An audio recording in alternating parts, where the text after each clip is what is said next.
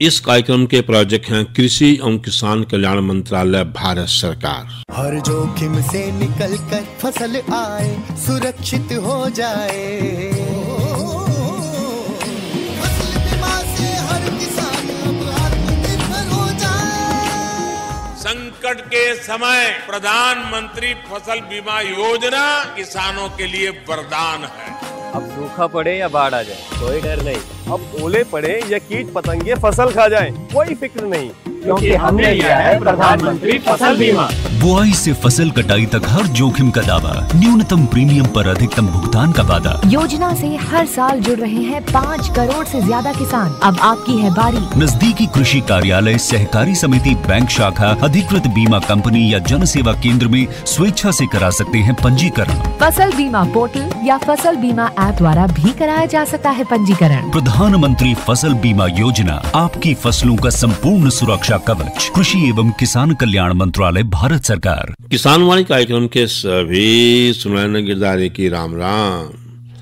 साथियों, कार्यक्रम किसान वाणी दिन मंगलवार और इस दिन हम लाए आपके बीच में फोन इन ये में एक ऐसा विषय जो जरूरी है समय, मौसम, परिस्थिति के हिसाब से, ताकि आपके उससे संबंधित कोई भी समस्या हो के प्रश्न आपका हो, उसका समाधान आप सीधे ही जो स्टूडियो में हमारे विशेषज्ञ हैं उससे कर सके और आपकी जो समस्या है समाधान हो उसके, ताकि जो हमारा किसान साथी है एक वो उन्नत बढ़िया खेती कर सके या खेती पे जो आधारित उद्योग धंधे हैं, काम है, उन्हें कर सके और एक अच्छा लाभ कमा सके। क्योंकि हमारे कार्यक्रम का जो उद्देश्य यही है कि कम लागत पे अधिक उत्पादन या जो आय को बढ़ाना, ताकि जो किसान है उसकी आर्थिक स्थिति मजबूत हो। तो आज इस कड़ी में जो हम विषय लेकर आए हैं वो रहेगा आजकल के दिनों में पशुओं की देखभाल, और बातचीत में हिस्सा लेंगे डॉक्टर रोहतास सैनी जो पशु चिकित्सक है जिला पशु रोग निदान प्रयोगशाला कुरुक्षेत्र में। उनसे बातचीत करेंगे वीरेंद्र भाई। बात रहेगी आपके संपर्क सूत्र की, तो संपर्क सूत्र रहेगा 221-322। जो साथी कुरुक्षेत्र से बाहर के हैं जो मोबाइल से फोन करेंगे उनके लिए एसटीडी कोड बहुत जरूरी है, तो फोन होगा 01742-221-322। साथियों से एक प्रार्थना रहेगी कि वो विषय से संबंधित ही फोन करें। आज पशुओं का विषय है तो पशुओं के बारे में बात करें, क्योंकि अगर आप विषय से हटकर बातचीत करेंगे तो आपकी समस्या का समाधान हो नहीं पाएगा और जो साथी पंक्ति में खड़े हैं कि उनका नंबर लगे वो रह जाएंगे। इस बात से जो है विषय से संबंधित ही फोन करें। स्टूडियो में जाने से पहले एक जरूरी सूचना आपको दे दें कि आकाशवाणी कुरुक्षेत्र के अंदर खेती बाड़ी और किसानों से जुड़े कार्यक्रम किसान वाणी के लिए स्व परीक्षा के माध्यम से कंपेयर के लिए आवेदन आमंत्रित करता है। ऐसे में योग्यता रहेगी कि प्रार्थी की न्यूनतम आयु 20 वर्ष और अधिकतम 50 वर्ष होनी चाहिए। प्रार्थी कुरुक्षेत्र नगर पालिका का निवासी होना चाहिए। किसी भी मान्यता प्राप्त विश्वविद्यालय से स्नातक होना चाहिए। प्रार्थी हरियाणवी बोलने में निपुण होना चाहिए। प्रार्थी को कंप्यूटर का ज्ञान होना चाहिए। हरियाणा से संबंधित खेती बाड़ी कृषि का ज्ञान रखने वाले प्रार्थी को जो है प्राथमिकता दी जाएगी। इस संबंध में ये भी स्पष्ट किया जाए कि यह प्रक्रिया किसी भी नियमित रोजगार के लिए ना तो है और ना भविष्य में होगी। सफल उम्मीदवारों का एक पैनल होगा और उन्हें सिर्फ और सिर्फ जब आवश्यकता होगी तब जो है उनको बुलाया जाएगा, उनको प्रस्ताव दिया जाएगा। आवेदन पत्र किसी भी कार्य दिवस पर आकाशवाणी कुरुक्षेत्र कार्यालय से प्राप्त किए जा सकें और आवेदन की जो अंतिम तिथि है वो 31 अगस्त 2025 रहेगी। सूचना समाप्त हुई और एक बार फिर बता दें कि जो आज का हमारा फोन इन का विषय है वो रहेगा आजकल के दिनों में पशुओं की देखभाल। चला स्टूडियो में कराम बातचीत शुरू। किसान वाणी कार्यक्रम सुनने वाले सारे बहन भाइयों ने वीरेंद्र भाई की राम राम। किसान भाइयों, जैसा आप जाने हैं आज है दिन मंगलवार और इस दिन हमारा कार्यक्रम रहा है फोन इन, यानी फ़ोन के माध्यम से आप स्टूडियो में उपस्थित हमारे विशेषज्ञ से संपर्क करके अपनी समस्याएं और सुझाव साझा कर सके हैं। इसके लिए किसान भाई फ़ोन नंबर नोट कर लें। फ़ोन नंबर रहेगा 01744212322। फ़ोन नंबर एक बार फिर नोट कर लें 0174422212322। और हमारा आज का विषय है आजकल के दिनों में पशुओं की देखभाल और हमारे विशेषज्ञ हैं डॉक्टर रोहतास सैनी जी, पशु चिकित्सक, जिला पशु रोग निदान प्रयोगशाला कुरुक्षेत्र से। डॉक्टर साहब, आपका हमारे स्टूडियो में स्वागत है। धन्यवाद। मेरा सभी पशुपालक भाइयों को नमस्कार। डॉक्टर साहब, जैसा आप जाने हैं कि आजकल का दिन बरसात का मौसम चल रहा है इन दिनों में, और अच्छी खासी बरसात भी हो रही है जगह जगह जैसी आवश्यकता चल रही है। पर इन दिनों में न्यू भी कहते हैं कि बरसात का मौसम एक कच्चा सा मौसम माना जाए, चमासे का। तो ऐसे में हम मनुष्य तो अपना ध्यान रख ही रखा है, पर इसके साथ साथ पशुपालक भाई अपने पशुओं की जो है क्या कुछ देखभाल इन दिनों कर सके हैं किसान भाई जिनके पास पशु हैं? देखिए, आजकल बारिश के मौसम में ह्यूमिडिटी बहुत बढ़ती है, तो हमें सबसे पहले तो अपने बाड़े का, जहाँ पशु रखे हुए हैं यानी कि शेड का ध्यान रखना है। तो जो हमारा शेड है वो सबसे है कि उसकी छत पक्की हो, पक्की का मतलब उसमें से पानी कहीं पे टपकता ना हो, ये ध्यान रखना है। और नीचे कोई गिल्ली मिट्टी ना हो या गिल्ला ना रहे, जैसे गारा वगैरह बन जाती है, तो उसमें मतलब अपना जो बाड़ा है वो सूखा और साफ़ सुथरा रहना चाहिए, इस चीज़ का ध्यान रखना। दूसरा, वेंटिलेशन बहुत बढ़िया रहना चाहिए ताकि ताज़ी हवा आती रहे और ह्यूमिडिटी ना एक जगह इकट्ठी होकर वो गर्म मौसम ना बनाए बाड़े। डॉक्टर साहब, चर्चा हमारी जारी रहेगी पर एक फ़ोन कॉल के बाद। हेलो। हेलो, नमस्कार। हेलो, नमस्कार जी, आपका नाम? रामपाल। हाजी रामपाल जी, कहाँ से? श्यामगढ़। हाजी श्यामगढ़। रामपाल जी, आपका स्वागत है हमारे कार्यक्रम में। बरसात वगैरह कैसी हो रही है? फसल बाड़ी ठीक खड़ी? अगस्त खत्म हो रहा। अच्छा, पशुओं का टीकाकरण नहीं होया, इस बारे में जानना चाह रहे हैं? अच्छा डॉक्टर साहब, पशुओं के टीकाकरण के बारे में जानना चाह रहे हैं। देखिए सर, अभी तक जो आप हमारा मुख और गलघोटू का जो संयुक्त टीका है विभाग द्वारा लगाया जाता है, वो लगभग 6 से 8 महीने पर लगाया जाता है। तो ये पिछली बार नवंबर दिसंबर में लगाया था, तो अभी जैसे ही जल्दी ही इसकी सप्लाई आ जाएगी और पूरे हरियाणा के अंदर ही टीकाकरण का प्रोग्राम शुरू कर दिया जाएगा। अभी पूरे हरियाणा में जनवरी के बाद अभी आया नहीं है, शायद इस महीने या अगले महीने से ये शुरू हो जाएगा। तो डॉक्टर साहब, जैसा हम बात कर रहे थे पशुओं की देखभाल पे, और किसान भाई सजग हैं, जागरूक हैं, तो उन्होंने भी जैसा टीकाकरण के बारे में जानना चाहा, टाइमिंग हुई तो उनको चिंता होगी, तो उनको चिंता रही है, जायज है चिंता उनकी। तो ऐसे में कौन कौन से पशुओं का, कौन कौन से रोगों का जो है टीकाकरण इन दिनों में उसका? इन दिनों में वैसे तो जैसे संयुक्त टीकाकरण का मैंने जिक्र किया, मुंह खुर और गलघोटू की बीमारी का एक ही टीकाकरण हम पिछले 5-6 साल से कर रहे हैं और उसके बहुत बढ़िया रिजल्ट हैं। तो ये टीका लगभग 6 से 8 महीने के दरमियान किया जाता है। तो अभी जैसे बारिश से पहले या बारिश के आसपास जब भी इसका टाइमिंग आती है तो ये टीकाकरण विभाग द्वारा शुरू कर दिया जाता है। इसके अलावा जैसे हम भेड़ बकरियों की बात करें तो उसमें एंट्रोटोक्सीमिया है, सीपोक्स है और पीपीआर की बीमारियां हैं, उनका टीकाकरण भी हम बारिश से पहले ही कर देते हैं सभी भेड़ बकरियों के अंदर।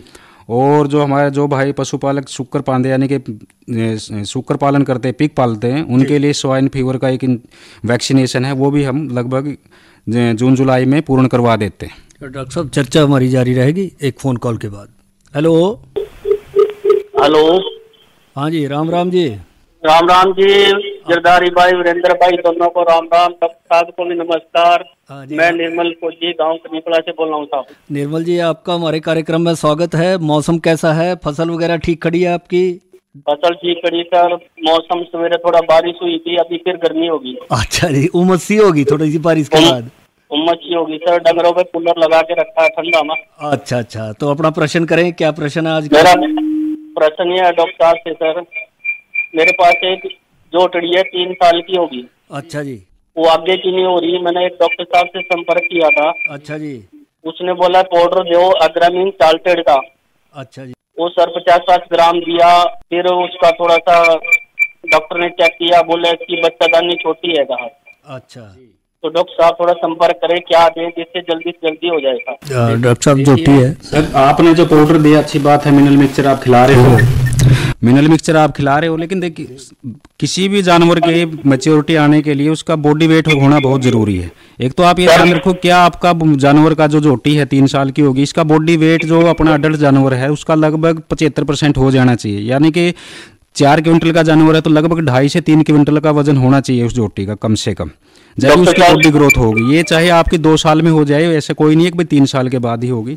मिनरल मिक्सचर शरीर के लिए ज़रूरी है, क्योंकि आजकल हमारी फसलों में भी उसमें ना ज़मीन के अंदर कुछ तत्वों की कमी है, तो वो मिनरल मिक्सचर से पूरी करवाते हैं। और एक लंबा प्रोसेस है, धीरे धीरे इसमें ग्रोथ आएगी, आपके बॉडी जो इंटरनल ऑर्गन्स हैं उसके डेवलप होंगे।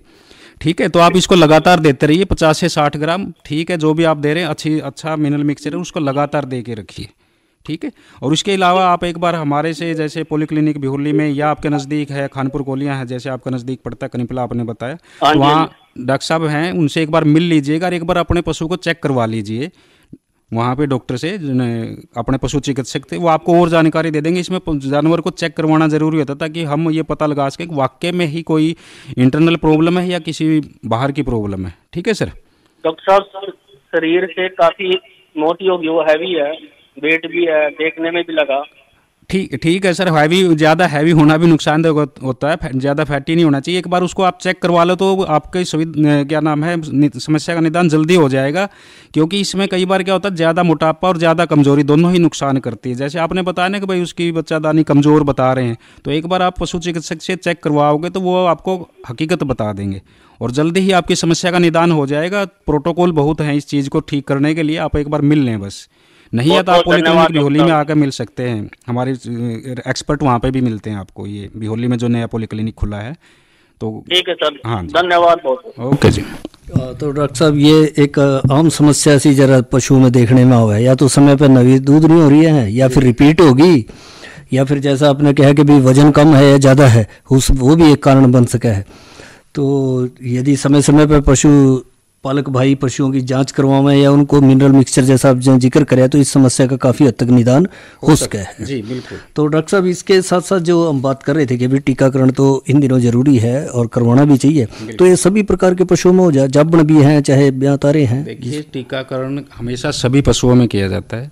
इसमें कोई भी जो कंपनीज टीका सप्लाई करती है उसकी गाइडलाइन को प्रोटोकॉल के हिसाब से फॉलो किया जाता है। वो डॉक्टर को पता है किस जानवर को लगाना है और किसको नहीं लगाना है। आप ये सारा काम पशुपालक भाई सिर्फ डॉक्टर को ऊपर छोड़ दें, उन्होंने तो सिर्फ ये है कि ये हमारे पशु हैं जी।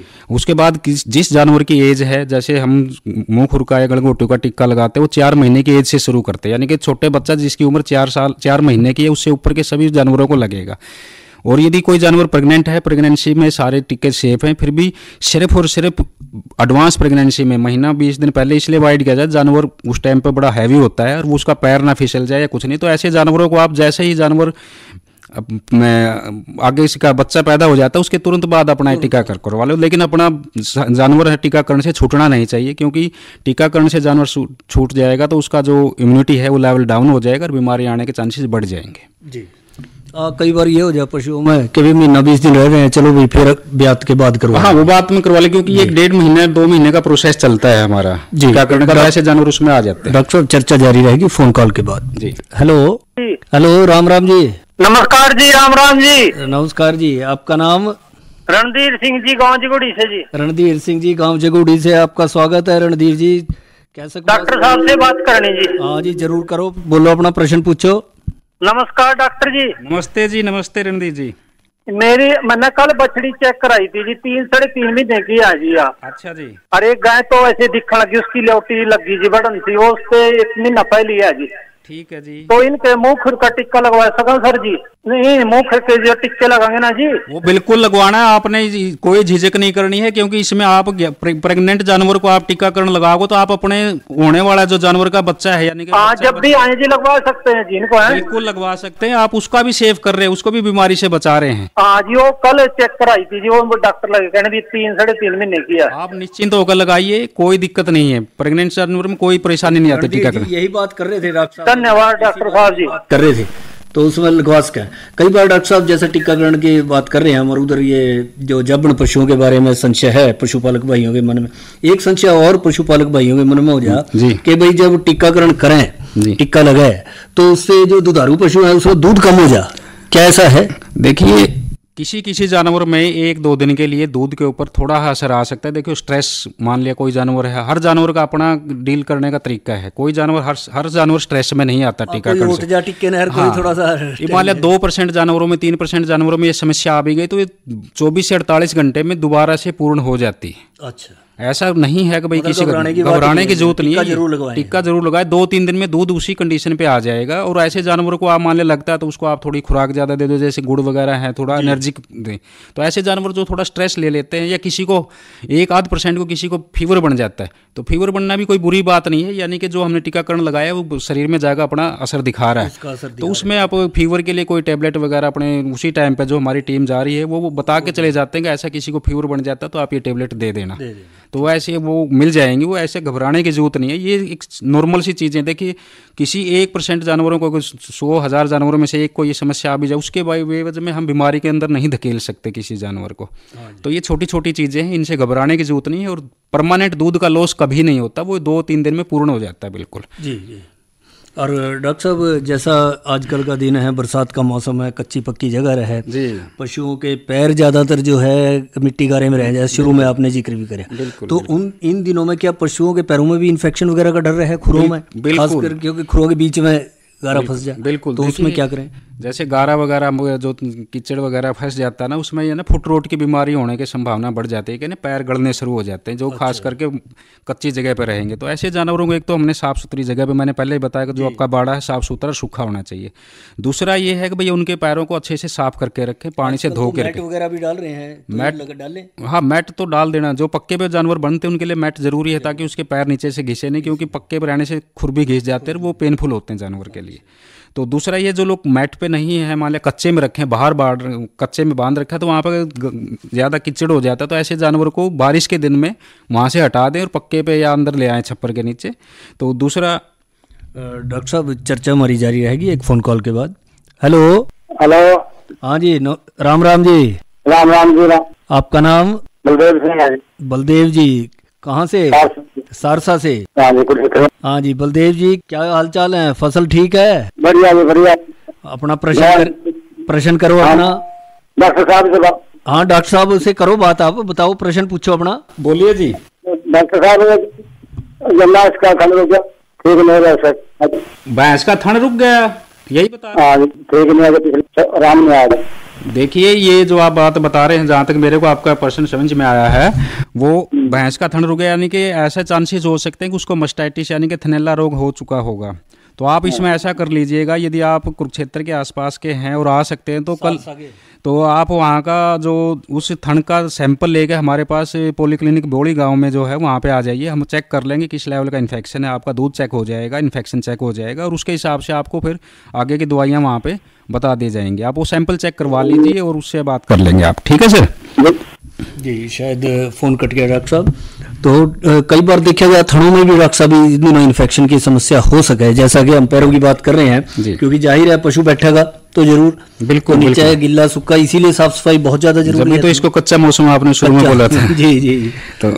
तो उसमें इस अवस्था में थनों का भी किसी दवाई वगैरह से धोएं या उपचार करें, कुछ ऐसा हो? दूध निकालने? बिल्कुल, थनों का तो उपचार बहुत जरूरी है। इसके अंदर है ना, जानवरों को, एक तो किसी भी पशुपालक का, इस मौसम के नहीं, मैं तो सभी मौसम के लिए बोलूंगा, जब भी दूध चोएं या दूध निकालने तो जानवर का अच्छे से साफ सफाई रखें।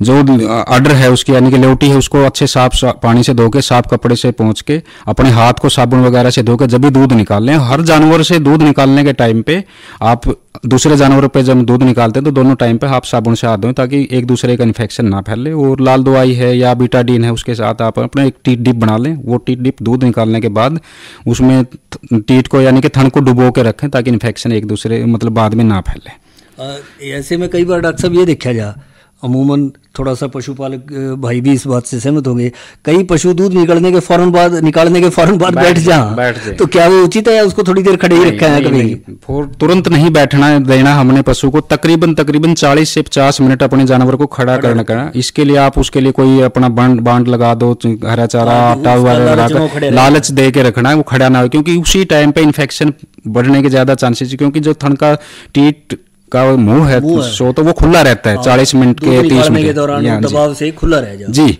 वो एक कुदरत का नियम है कि वो उसको 40 से आधा घंटा लगता है मतलब उसको बंद होने में। तो उस टाइम पे जानवर बैठेगा तो नीचे गंदगी भी है, पेशाब भी है, गोबर भी है, तो जो कीटाणु है, बैक्टीरिया है, वहाँ पे जाने की संभावना बढ़ जाती है। तो उसको बैठने नहीं देना। दूसरा तरीका मैंने टी डिप का बताया है, तो उसे बीटाडीन से या अपनी लाल दवाई बिल्कुल सस्ती पड़ती है, लाल दवाई के डिप से उसको रखेंगे तो ये थैलेला की या मास्टाइटिस की बीमारी के काफ़ी हद तक हम कंट्रोल कर सकते, कंट्रोल हो जाए। इन दिनों में डॉक्टर साहब जैसा आप जाना है, बरसात में पानी बरसे, तालाब जोड़ा में पानी हो जाए, वैसे तो आजकल थोड़ा सा कम हो रहा है प्रचलन, पर फिर भी जो किसान भाई भैंसे रखे हैं खासकर, वो जोड़ में ले जाए, तो क्या वो उचित है? देखिए, भैंस की पानी पिलाने की, क्योंकि उसकी तो प्रवृत्ति ऐसी है भैंस की, वो गिल्ले में रहना पसंद करे। बिल्कुल बिल्कुल, लेकिन ये है कि मैं इतना बोलूँगा कि यदि जोहड़ का पानी बिल्कुल साफ सुथरा है, जैसे पहले जमाने में गांव का बरसात का पानी जा रहे हैं, तो वो तो दूसरे इसमें यही प्रिकॉशन ली जा सकती है कि आप जानवर को घर पे पानी पिला लीजिए अपने सबमर्सिबल से या घर के जो से, उसके बाद जानवर को ठंडा करने के लिए वहां ले जाइए।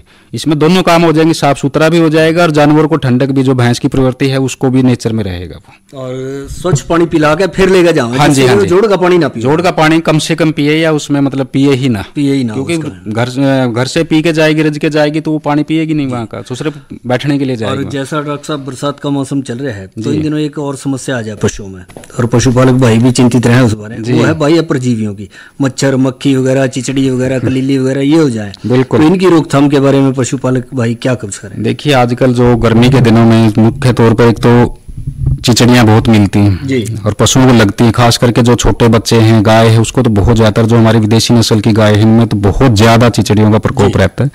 दूसरा ये है कि आजकल आपने देखा कि मोटी मक्खी, जिसे डांस बोलते हैं, बारिश के दिनों में बहुत होता है, ये बड़ा जानवर के लिए भी पेनफुल है। और ये खड़े करते हैं। हाँ जी, हाँ जी। तो यार ये दूसरा नहीं, इसमें कुछ बीमारियां परजीवियों से फैलती हैं, डांस से, जो आजकल आपने सुना होगा सर्रा नाम की बीमारी है, ट्रिपैनोसोमियासिस, ये बड़ी खतरनाक बीमारी होती है, कई बार जानलेवा साबित हो जाते, तो ये इसी डांस से ही फैलती है।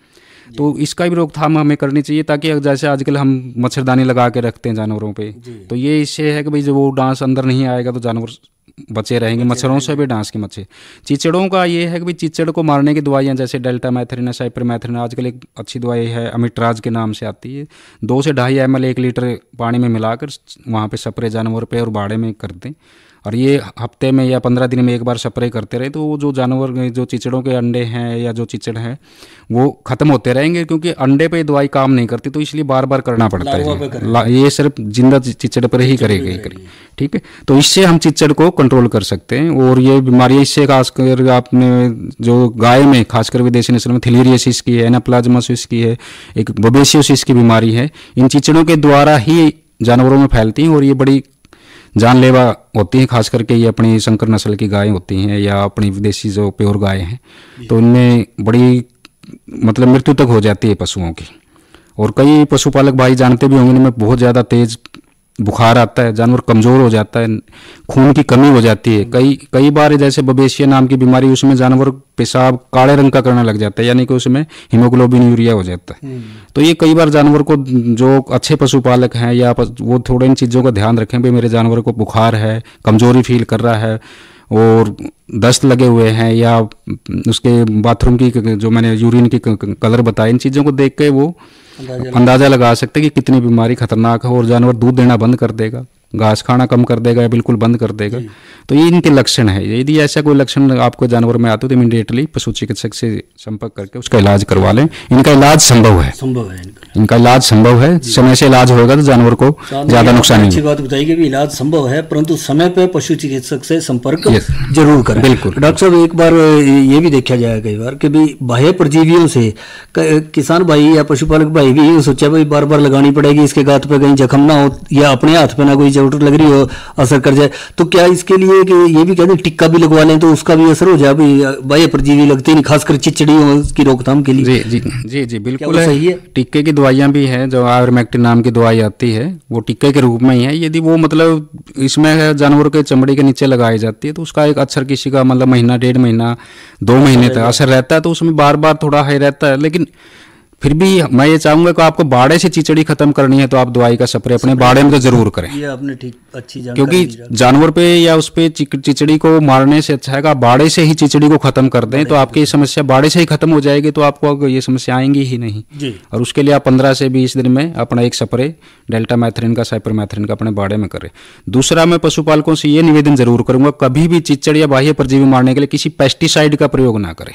जो खेतों में होता है वो बड़ा जानवर के लिए भी और उसके लिए नुकसानदायक है। कभी भी पेस्टिसाइड का प्रयोग इन परजीवी, चिचड़ और या मक्खी को भगाने के लिए, मारने के लिए ना करें। ये मेरा बिल्कुल विनम्र अनुरोध है सभी पशुपालक भाइयों से। जो पशुओं के लिए दवाइयां बनी हैं उनका इस्तेमाल, मैंने नाम बार बार बताया, डेल्टामेथरिन, साइपरमेथरिन, अमिट्राज, ये इस तरह की दवाइयां हैं जो पशु बिल्कुल सेफ हैं और इनका कोई साइड इफेक्ट नहीं है। जी, इसके साथ साथ डॉक्टर साहब ये तो बात करी हमने रख रखाव की, देखभाल की, एक बात करें कि बरसात के मौसम में पशुओं की आहार व्यवस्था कैसी हो? देखिए इन दिनों, क्योंकि हरा चारा तो पर्याप्त हो जाए अच्छा खासा रहे, पर फिर भी इसके अलावा दाना, मिनरल मिक्सचर वगैरह क्या कुछ ऐसा इन दिनों जरूरी है, रेपी ठीक है चल रहा है? हरा चारा मिल जाता है तो काफ़ी हद तक जानवर की जो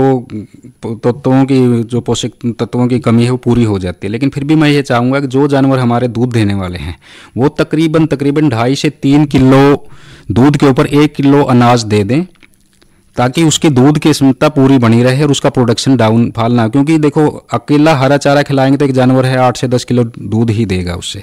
यदि जो जानवर हाई यील्ड रहे हैं हमारे 20 लीटर 25 लीटर या उससे ऊपर देने वाले हैं तो उनको अनाज देना ही पड़ेगा। तो बैलेंस डाइट जो हमारा ये दाना है, बिनोला का संतुलित आहार है, जिसे जो संतुलित आहार है वो देना ही चाहिए ताकि उसकी प्रोडक्शन पूर्ण रूप से हमें मिलती रहे। खासकर दुधारू पशुओं को तो इसकी ज़्यादा जरूरत है डॉक्टर साहब, क्योंकि अपने शरीर के लिए भी उसको चाहिए। हाँ जी, और जो दूध बना रहे हैं बिल्कुल पैदावार करनी है, उसने अपना प्रोडक्शन करना है तो उसके लिए भी चाहिए उसको। तो दाने का भी अपना अहम रोल है, लेकिन इसमें यह है कि भाई आप कुछ हद तक दाने की क्वांटिटी को मतलब उसके अमाउंट को कम कर सकते हैं, ताकि हरे चारे में पोषक तत्व ज़्यादा होते हैं तो आजकल वो बड़ी प्लेंटी मात्रा में मिलता है, हमारे को अच्छी मात्रा में मिलता है, तो कुछ हद तक कर सकते हैं। लेकिन आप बिल्कुल जीरो नहीं कर सकते। जीरो करेंगे अच्छा मैं ये आपको बोल रहा हूँ जो 10 किलो से ऊपर दूध देने वाले जानवर हैं जो उनके लिए 10 किलो तक आप हरे चारे पे भी आप रखोगे 10 किलो का काम चल जाएगा उसका। अमूमन ये देखा जाए घर में एक दो पशु हैं या 2-4 हैं, चलो भी चाय पानी का काम चल रहा है, दे रहा है उसके आधार पर उसके अच्छे स्वास्थ्य के लिए या व्यावसायिक स्तर पर रखने के लिए तो उसको मिनरल मिक्सचर ये हमें तय करना पड़ेगा हमारा जानवर किस प्रवृत्ति का। यदि हमारा हाई यील्ड है तो उसमें आप कर सकते हैं, उसमें हम ज्यादा दूध देने वालों के लिए बहुत ज्यादा अनाज देना जरूरी है। तो डॉक्टर साहब ये जो जानकारी आपने दी कि आजकल के दिनों में पशुओं की देखभाल कैसे करें, पशुपालक भाई किसान भाई अपने पशुओं की, इस सब जानकारी के लिए आपका बहुत बहुत धन्यवाद। इस कार्यक्रम के प्रायोजक थे कृषि एवं किसान कल्याण मंत्रालय, भारत सरकार। अरे क्या कर रहा है? इधर हम बोल रहे हैं तेरे बीजू का उतला बोल रहे? पक्षियों से तो हम खेत को बचा लेते हैं, पर इन घातक रसायनों से कैसे बचाएं? मतलब? देख बेटा, तू जो ये अंधाधुंध रसायन मिलाता है ना, मिट्टी की सेहत बिगड़ने लगी है। और जब माटी ही कमजोर पड़ जाएगी तो उपज कैसे सेहतमंद होगी? अरे पहले ऐसा नहीं था। पूछना अपने बड़े बुजुर्गों से, कैसे फसल लहलहाती थी, शुद्धता झलकती थी। माटी भी तंदुरुस्त और लोग भी। पहली वाली बात कहाँ, पर अब तो सब यही डाले हैं। सब नहीं, आज भी लाखों जागरूक किसान परंपरागत विधि से फसल उगा रहे हैं, खर्चा कम और उपज की कीमत भी बेहतर पा रहे हैं। सच है? रे बेटे एक्सपीरियंस से बता रहे हैं, धूप में बाल सफेद नहीं किए हैं। ठीक है भाई, मैं भी आज से जैविक खेती शुरू करूंगा। माटी से प्रेम की परंपरा है, परंपरागत खेती।